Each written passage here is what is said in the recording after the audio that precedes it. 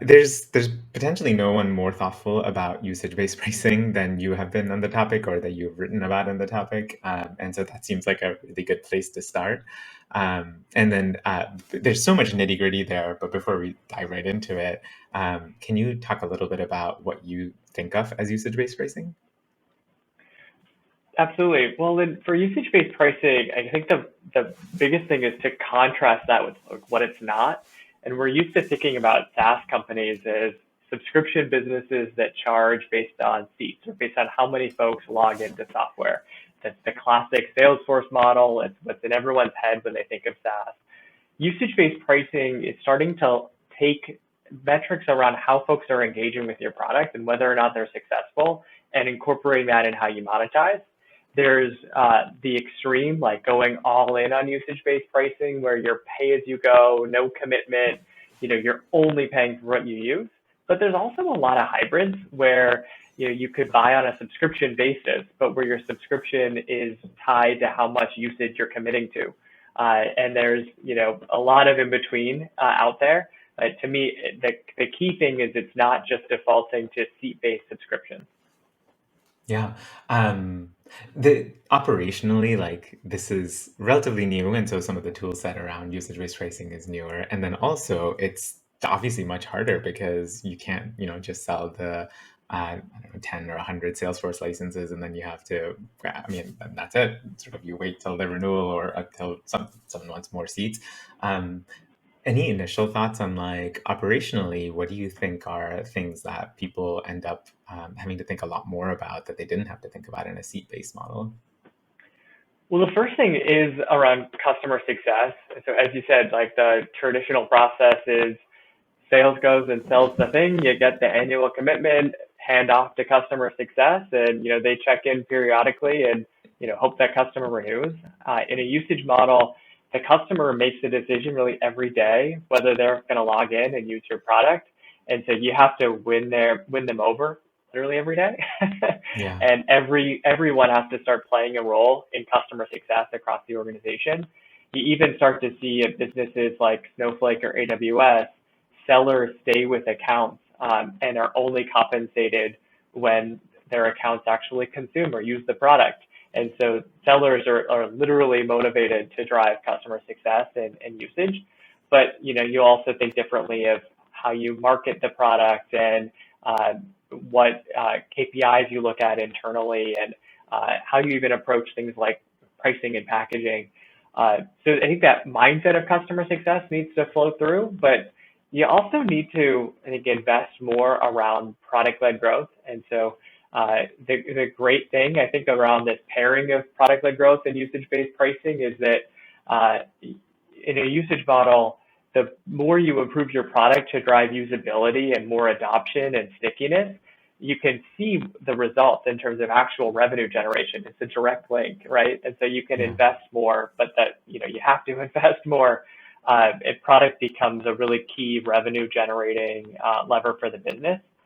And then just the last thing I'd add is a lot of internal processes change, and businesses become less predictable. If you don't have this committed upfront contract necessarily for all of your deals, and folks could churn. Yeah, it's hard to manage the business, and if you're not able to say, hey, we're going to generate this much revenue for the next year, it's hard for you to do things like predict what headcount that you need to support the business or how much funding you want to raise or how much you're going to plan to burn. And even large public companies struggle with this. If they've got customers where they have no history of usage, it's really hard for them to forecast to the street what revenue is going to look like that year, and they end up taking a conservative approach. So we could double click on that more, but it's I think of it as managing a usage-based business is as different from a traditional subscription company as it was to move from on-premise to subscription SaaS in the first place. Yeah, actually, it's funny because there's a nice story here, which is on-prem software didn't really incentivize you to make your customer successful at all, and then SaaS made it much more likely that you cared because every year they have to renew. And then I guess usage-based makes it even more like you have to care even more. So I'm assuming companies are making more money, but also customers are hopefully getting a lot more value, which is great. Um, on the unpredictability part, though, that's like fairly terrifying as a CFO, or a FP&A leader, where historically you might just take like your sales capacity and use that to determine what your revenue will be, and now you just have to go, or I don't know. Like how do you even wrap your head around that? Like how do you figure out who do you want to hire, and like what ramp should look like for sales reps and customer success and things like that? Like where do you even start? I think the first thing is it's important to keep in mind that your finance teams and your customers want the same thing.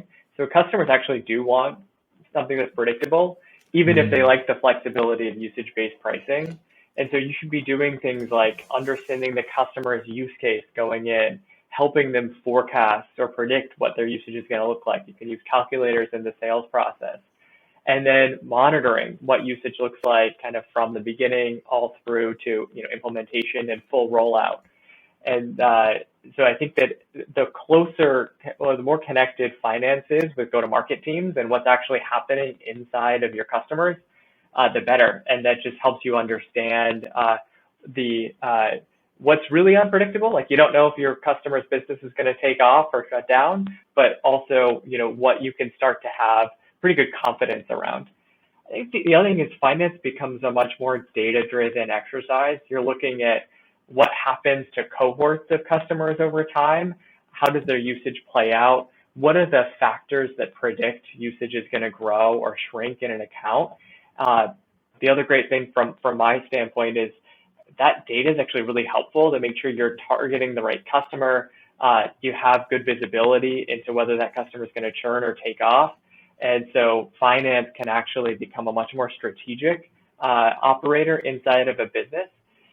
But it requires really getting really good granular usage data at a historical level across your accounts, and really having some data science background, or at least like good quantitative folks that can be looking at that data continuously.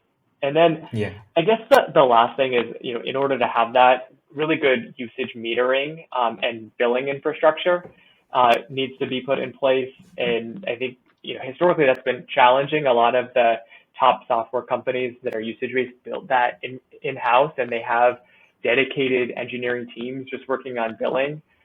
There's now a cottage industry of emerging startups, some extremely well-funded, that are solving this problem, and they're treating it as a data infrastructure problem first and foremost, which I think is the right way to look at it for a usage-based business. And so the great news for companies that are earlier stage or just thinking about usage-based pricing is that you don't have to build this from scratch.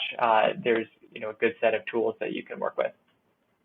Such a good point. I also really appreciate your point about cohorts, because I feel like they're always useful, even in a seat-based model, but in a usage-based model, you particularly need to be able to understand sort of when things start ticking up, and for which segments they start ticking up more, so you can kind of have that information flow back into the initial acquisition part of the business. You always want that, but you particularly want that with usage-based pricing.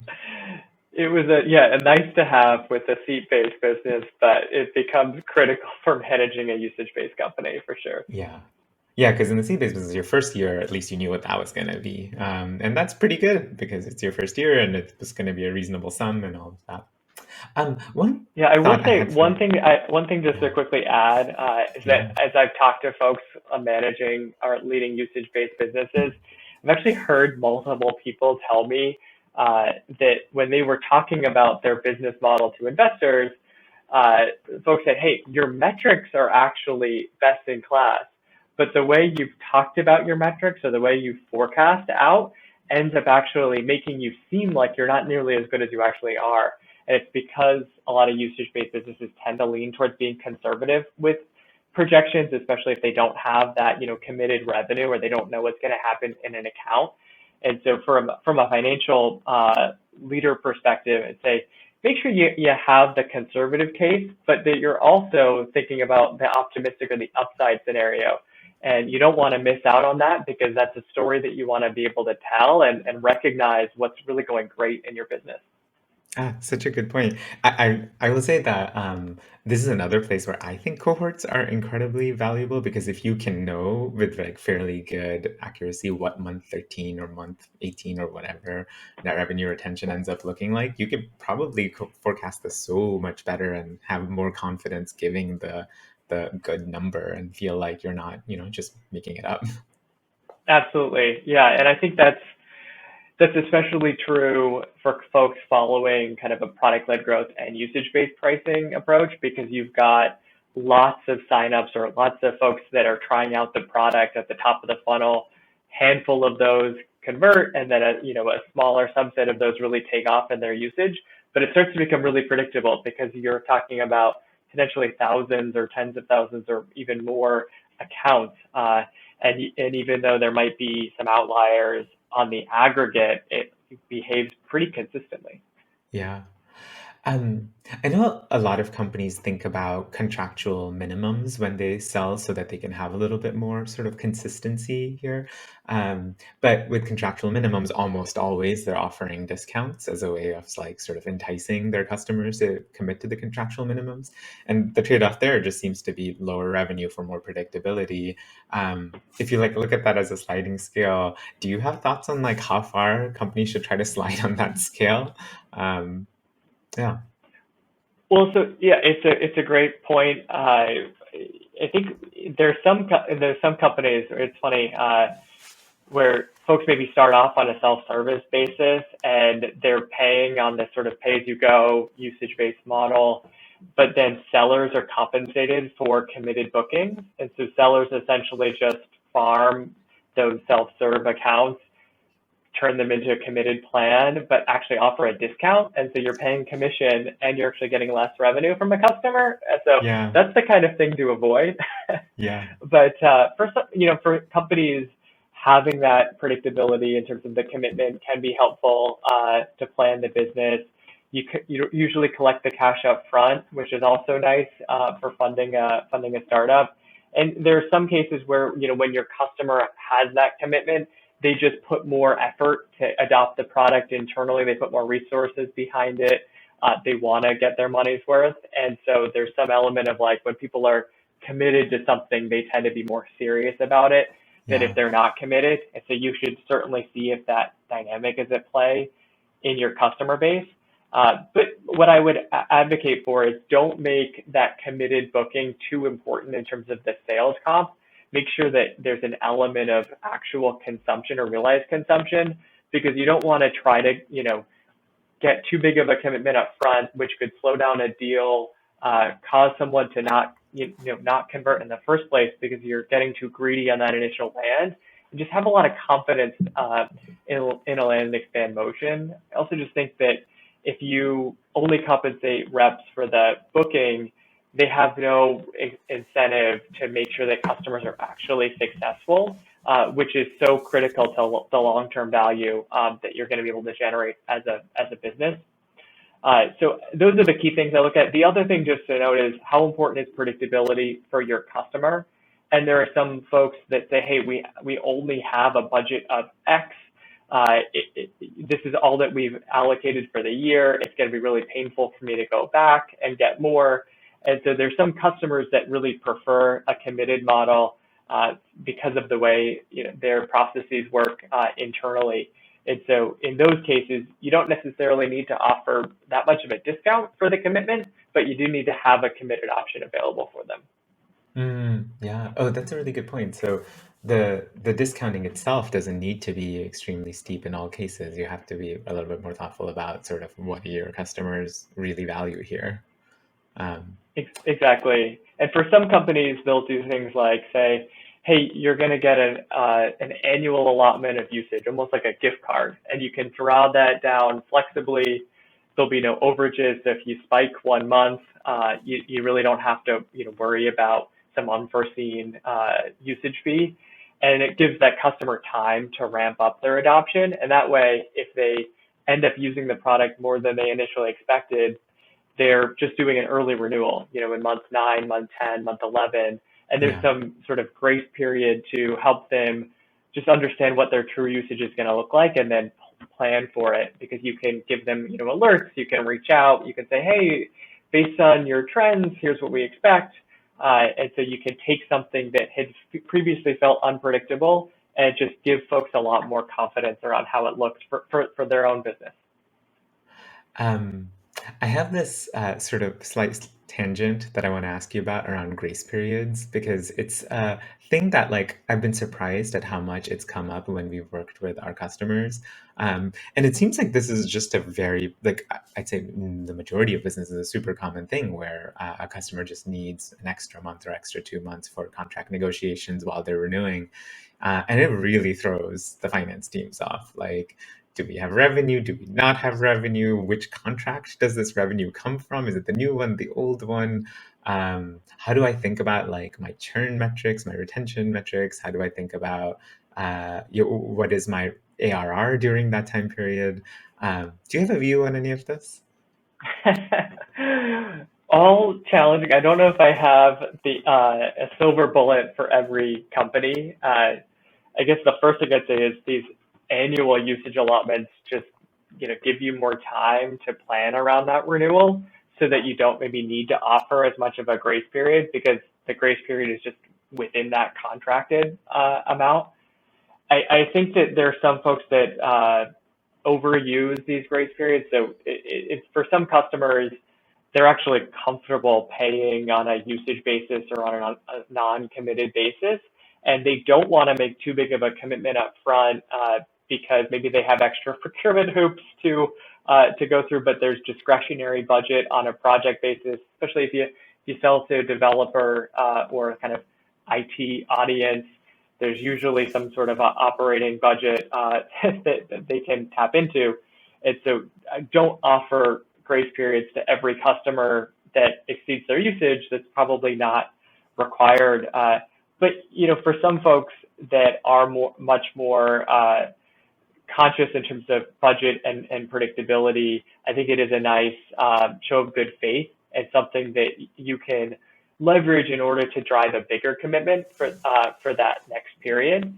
And so I guess my feedback would be have like some flexibility to be able to work with customers and meet them where they are. Don't overuse it, and when possible, try to lean on these annual usage models to give yourself some time outside of leaning on grace periods. Yeah, wow, very good points.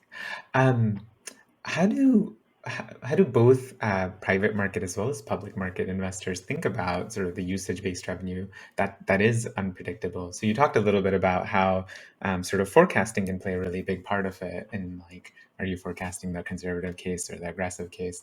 But then just generally, it is sort of it's like only like quasi-recurring, in that it's not contractually recurring, but it does tend to recur. And so like, I don't know, what is your advice on like how, or not advice necessarily, but how do investors think about it, and what should CFOs and founders know?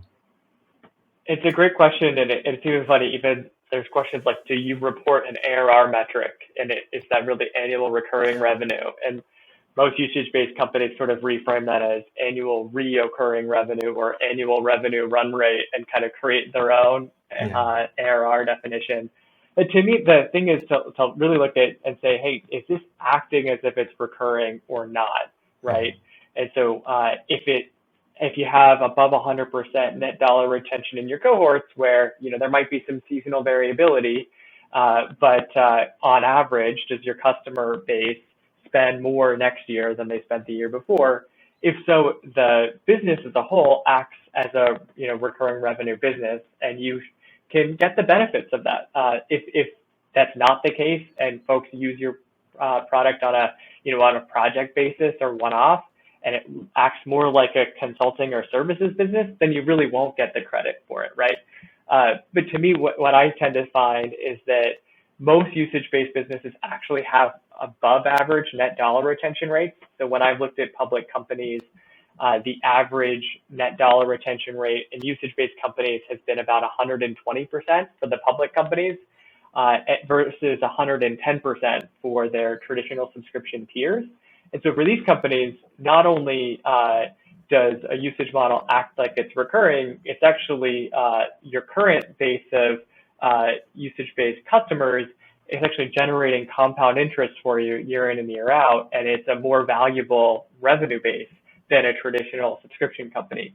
And to me, more investors, both public and private investors, are starting to recognize that. And so we're not seeing any sort of discount in terms of revenue multiple for usage-based companies compared to their traditional subscription peers. In fact, when I've looked at it, public software companies with usage models are getting about 20 to 50% higher revenue multiple premiums, and it's because they're growing faster and have better net dollar retention rates, and that essentially gives folks permission to really back and stand behind these companies.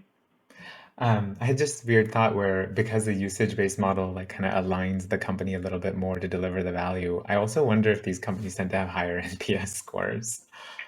Absolutely. I think that is the real thing, because you're so committed to customer success, and because like there's no shelfware, right? Like you're only charging customers when they're actually seeing value. They're not sold some sort of big subscription and then, you check in a year later and they've consumed like 20% or only, 5 users log in at any given point in time. Like you are very aligned with the success of your customers. It's absolutely true that usage-based companies tend to have just stronger customer relationships. I tend to also find that really because every facet of your business is focused on the customer, you start to do things like discover use cases that some of your customers have, but you didn't even think about in the first place, and then you can start to educate the rest of your customer base around how to use the product, or if there's anything that gets in the way of customers adopting the product or creates friction, you're passing that off to the product team really quickly to improve the product experience. It's ongoing usage is the lifeblood of a usage-based software company, and so you've really got to be totally committed as a company around customer adoption. Yeah, your internal incentives just get aligned all the way, everything from compensation to what the success means for the company. And so you're going to make the right decisions. That's so good. Absolutely. And the magic, I think, also happens when the metric that you charge for, the usage metric, aligns with the business outcome your customer is trying to achieve. Because that way, like, your customers are not dissatisfied when they're spending more, but they feel good about it because their business is seeing great results. And so, like, I think HubSpot has a really great business model. They charge based on the amount of marketing context that you're generating. They didn't always do that. Actually, before their IPO, they had flat subscription pricing, and their net dollar retention rates were, around 70, 75%. But they added this element of charging based on marketing context, which for their customers, the more contacts they could generate through HubSpot, the more folks they could turn into customers, the more revenue they can generate as a business. And so to the extent HubSpot helped them generate more contacts, that was a win-win. Like they would spend more on HubSpot, but they would also be, on aggregate, just making a lot more money as a business. And so they could afford to do that. So your product roadmap can be aligned with ways to help your customers be more successful. Everything you do from a sales and CS process really drives that kind of outcome that customers are looking for. And ultimately, it's a much more healthy business model. I feel like you could write a whole book on how smart HubSpot is about their pricing. I'm sure someone has written an ebook. I've been fascinated as a user with all the places where like it's not just the usage-based stuff. It's also like the base platform fee, and then it's also like the feature stuff. I don't know, it's very good. So I'm definitely on a couple of plans where I didn't need all of the things, but I needed enough of the things where I suddenly find myself paying 3 times as much to HubSpot. So it's pretty good. Yeah, it does work well, although it's interesting. So I was brought up as a pricing consultant at Simon Kucher. That's what I did right out of college and for 6 years after. And the mindset with pricing is really understand what creates value for your customers, what they're willing to pay for, and align how you charge to that. But what's fascinating with a usage-based business model is if there's something that you've built that ultimately drives more stickiness and more usage of your product, you don't really want to charge for that separately. You want to ungate access because having more people use it will actually increase customer lifetime value. And so it's a really kind of tricky art and science around pricing to say, hey, is this a feature that everyone needs and we're going to all be better off as a result because we'll make up the money on a usage basis? Or is this something that, it's needed by a small group of people? It's maybe something that is a security feature, a check the box feature, like it's an SLA or customer success dependent capability. And those are certainly things that, enterprises will have separate budgets for. So it's a fun challenge and an opportunity pricing in these companies. Yeah, I believe it. I'd love to talk a little bit about benchmarks because a few months ago you put out the OpenView's 2021 Financial and Operating Benchmarks Report, which is maybe the most read benchmarking report in all of SaaS. So super excited to talk to you about it. And the first thing that I wanted to ask is there's some fairly surprising things in there, and especially changes from a couple of years ago to 2021. And I'm curious if you could talk a little bit about the ones that surprised you. Well, first off, so what was interesting when we surveyed in 2020, folks were really grappling with COVID, and a lot of companies had been very conservative with hiring. They were very worried about the funding landscape. And so, whether it was like growth rates or burn rates, COVID was a very kind of strange year, especially in 2020. But we started to realize folks were conservative around hiring. They were spending less on sales and marketing, but they still managed to grow fairly well. They just were much more efficient as they did that. And so you started to see folks realizing how mission critical software companies were and how resilient they were in the face of both downturns and companies that needed to kind of go digitally first. They just absolutely required technology to do that. And so in 2021, we started to see growth rates really ramp up because companies had confidence that, hey, not only were they not going to go under because of COVID, but they grew faster than they expected, and now they needed to hire a lot more people to go service that demand. And so I think one of the fascinating insights was just the number of hyper-growth SaaS companies was mind-boggling, and the expectations for what fast growth means keeps increasing. And I think that's also why you see the fundraising market for early-stage companies to be fairly resilient, even as public multiples go down. I think that there's just a lot of really great companies that are being founded that are growing really quickly and efficiently, and investors have a lot of confidence that they're going to have the potential to be kind of large and enduring businesses over time. Do you think that's changed in the last few months at all, or do you think it's because it's relatively earlier stage as opposed to some of the later stage stuff that we're talking about here? That's just that market has kind of ignored the events of the public markets in the last few months.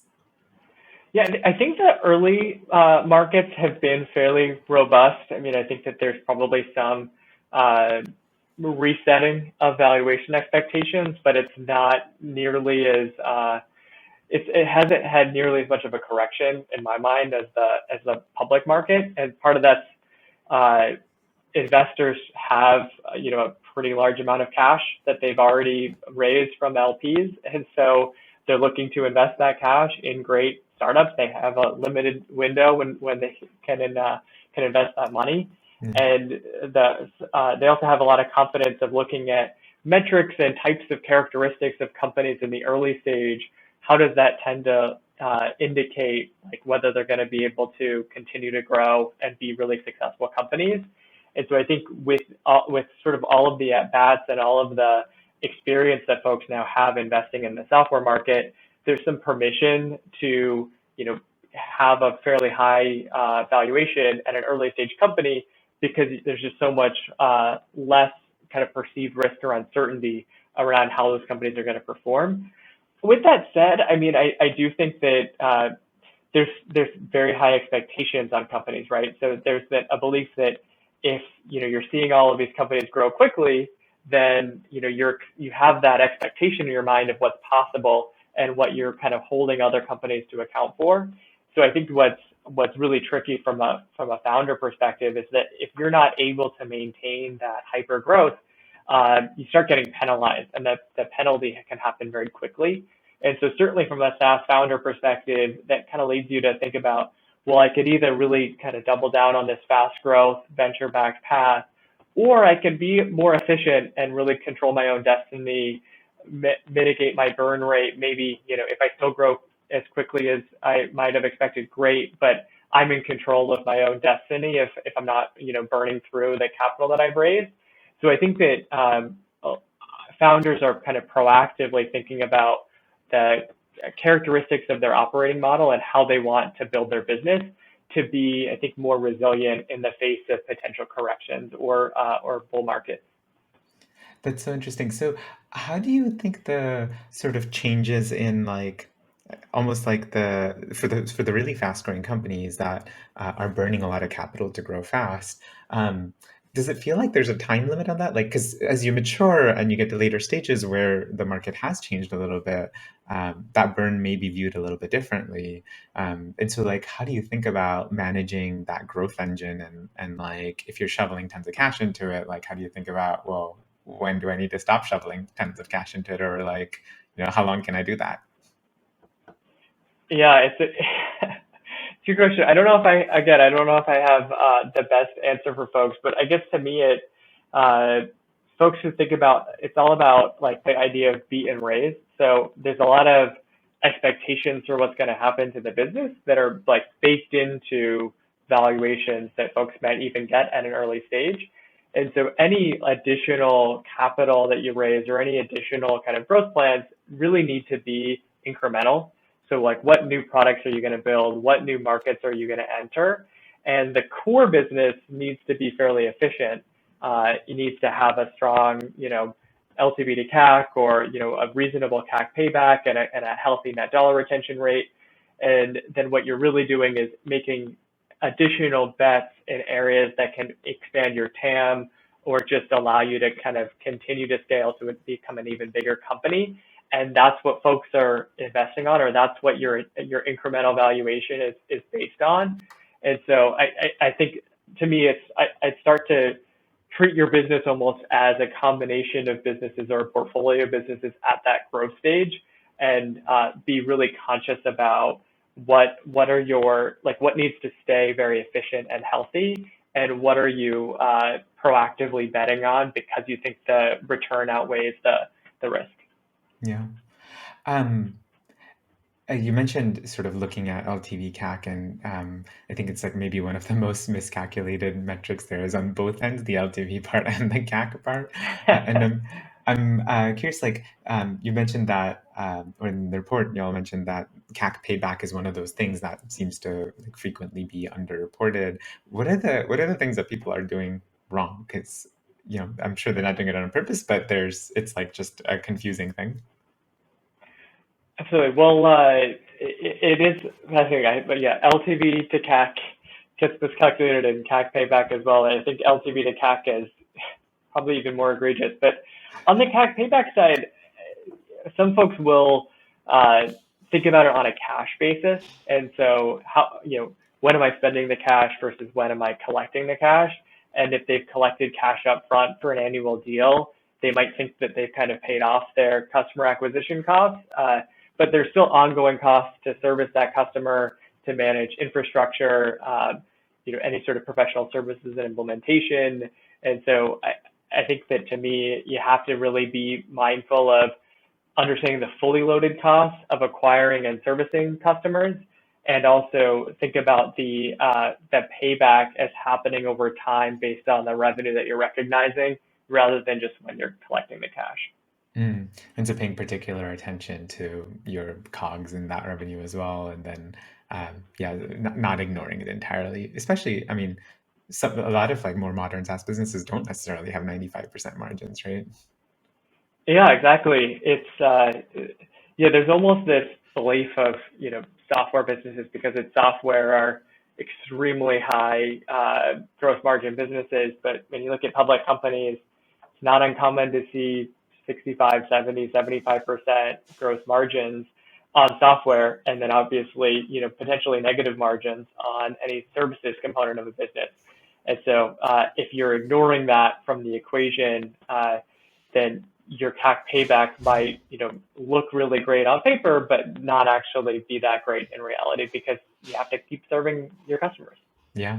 I mean, if it's 70%, it's off by double or something? No, one third, something like that. So yeah. Um, I I wanted to ask you about retention benchmarks. This is something that when we talk to our customers and prospects and stuff, we see this a lot of confusion around that because people are often like, I don't know what the right NDR benchmark is for my business, which is understandable because it is quite different for different businesses. I don't know if you have thoughts on like how to even navigate that maze of like, well, how should I think about my NDR? Well, I guess the first thing I'd think about is like put NDR in context with other metrics, right? So if your CAC payback is really low, maybe because you have a self-service motion or product-led growth motion, or maybe you're selling to an SMB with like a one-call close type of sales cycle, that faster CAC payback kind of gives you permission to have a lower NDR, or like they kind of go hand in hand. If your CAC payback is very high, you really need to prove, like there's a lot of pressure to prove that you're keeping your customers and you're expanding them. And that's the only way to really believe that you'll eventually pay off that, 18 months, 24 months of CAC payback. And so really think about the characteristics of your customer acquisition alongside your retention rate. That said, I do think that, for me, NDR, net dollar retention rates, are so predictive of the long-term health of a business. A lot of folks focus on growth in terms of sales and marketing, but long-term growth comes from retaining and expanding customers just as much as acquiring new customers. And the better you are at retaining and expanding folks, the more money you can put into acquiring customers, so you can just build a healthy business. And so I look at, for public companies these days, we used to think of it as 100% net dollar retention was solid, right? But now companies are showing 120% plus. Snowflake, I think in their last earnings, had 178%. And so the possibility of kind of what's out there from a net dollar retention and then therefore the expectations are going up. And 120% or higher might be unrealistic for your business, but challenge yourself to really think about what's your plan for getting close to that. And does pricing align with it? Does your resourcing kind of post-sale align with it? Does your product strategy align with being able to expand customers? Because that might be not consequential for whether you're going to hit your number next quarter, but it's going to be really consequential for if you hit your number, a year from now or 2 years from now. Yeah. I know we're coming up on time, so just one last question for you. Our audience is largely Series B, C, D finance leaders, and I wanted to ask if there's anything that you think that would be useful for them to hear, or should be top of mind for them, or general advice. General advice for finance leaders. Well, your job's harder than it's ever been. I guess for me, the key thing is just that finance can play a very strategic role in a business. We've talked about usage-based pricing. We've talked a bit about product-led growth. These businesses start to have different KPIs, and the way you manage them, predict them, the way you kind of set them up for success, the way you tell the story about those businesses to the market are just going to look different. And so, if you think about a business like a Snowflake that has 178% NDR, like what's a healthy CAC payback? How much should you spend on customer acquisition? Like it's actually really challenging because a customer might spend $1,000 in year one, but then $10,000 in year five. And so I think for the finance leaders standpoint, your job's getting a lot harder. But I think that you can play a really strategic role in driving the success of a company. And so I guess for me, for financial leaders out there, just really kind of get closely connected into the business in terms of decision making, and understanding really the drivers of the business, because you're playing a more important role than ever. I love it. The role of the even more rise of strategic finance is I think, a very productive story for everyone involved. Thanks so much for making the time. Really, really appreciate all the insights. I hope you enjoyed today's episode. Before you go, let me give you a super quick overview of what Subscript is, because chances are we can help you.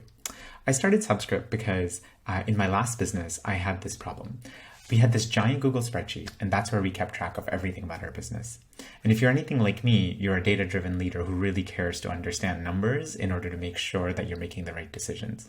But when you're looking at a giant spreadsheet with lots of just tabs on tabs on tabs and lots of people with access, you're probably not looking at the right thing, because you can never be confident that someone didn't mess something up, or that someone didn't fat finger a number, or that you considered all the corner cases that you actually needed to consider. So that's what Subscript does. We help you understand your subscription business at a much deeper level than you ever thought possible. If you'd be interested in giving it a try, come check us out at subscript.com.